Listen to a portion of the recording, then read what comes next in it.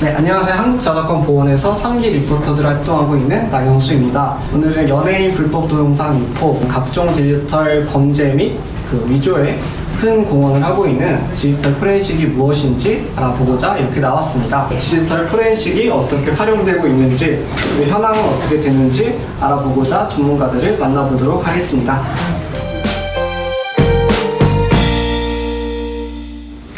네, 안녕하세요. 한국저작권보원에서 어떤 업무를 맡고 계신지 간단한 자기소개 부탁드리겠습니다. 네, 안녕하십니까. 한국저작권보원 디지털 포렌식 팀에 근무하고 있는 최태욱, 윤영주입니다.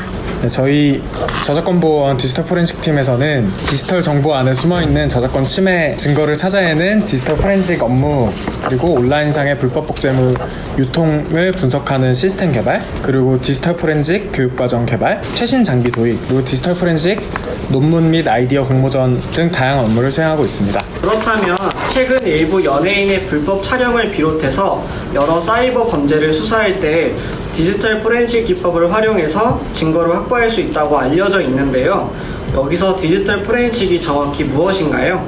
최근 성관계 동영상을 불법적으로 촬영하고 유포한 가수 정모 씨의 사건으로 언론이 떠들썩했었죠.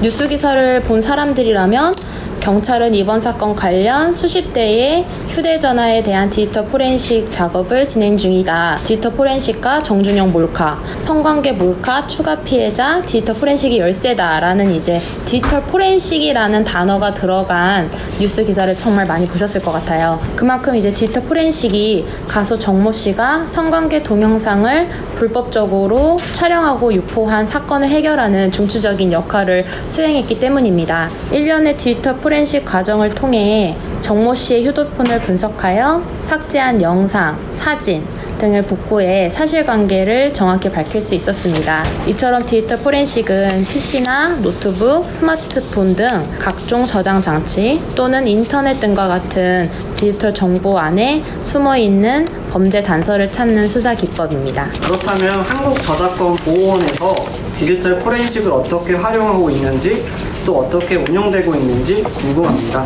저희 포렌식 팀은 문체부 저작권 특별사법경찰과 공조해서 수사 지원 업무를 수행하고 있고요. 저작권 침해 수사는 총 5가지 단계로 이루어집니다. 일단 첫 번째로는 사전조사를 통해서 저작권 침해 사실에 대한 정황 증거를 포착을 하고, 그리고 또 범죄 일람표를 작성을 해서 담당하는 그 수사관님한테 전달을 하게 됩니다. 두 번째로는 담당 수사관과 협의를 해서 수사가 필요하다고 판단이 되면 담당 수사관은 저작권법 위반 내사 착수 보고서를 작성을 하고 이를 관할 검사에게 전달을 합니다.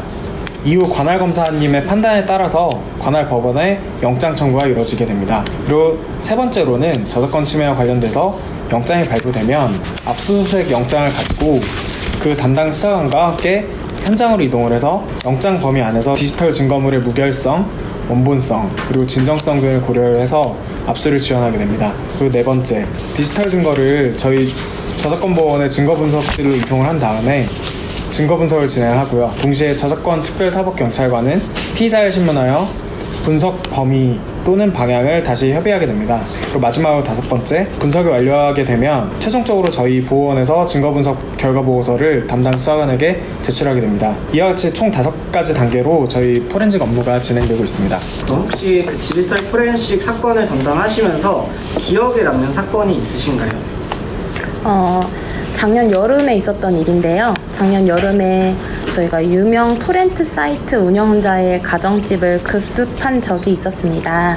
현장에 도착해보니까 가정집 문이 굳게 닫혀 있었고요. 인기척도 없었습니다. 그래서 주변을 살펴봤는데 그때가 여름이었거든요. 근데 계량기가 계속 돌아가고 있었어요. 계량기만 계속 돌아가는데 내부 사정은 확인할 길이 없었고요. 그래서 담당 수사관이 운영자에게 전화를 걸어서 상황을 설명하고 문을 열기를 권유하였는데 운영자는 현재 지금 자기가 바뀌다, 그래서 자기가 지금 집으로 가는 중이라며 기다려달라는 말을 계속 반복했습니다. 그렇게 이제 운영자를 설득하면서 3시간, 4시간 이제 흘러서 오후 6시가 다 되어 갈 때쯤에 운영자가 야간 집행을 빌미로 압수수색을 방해하고 있다는 것 같은 느낌을 받았어요. 그래서 마지막으로 운영자에게 강제 집행에 대한 최후 통첩을 한 순간 운영자의 가정집 문이 열리면서 그제서야 현장에 진입할 수 있었습니다. 그래서 운영자는 야간 집행의 제한을 이용해서 집 안에 있으면서도 문을 열어주지 않았던 것인데요.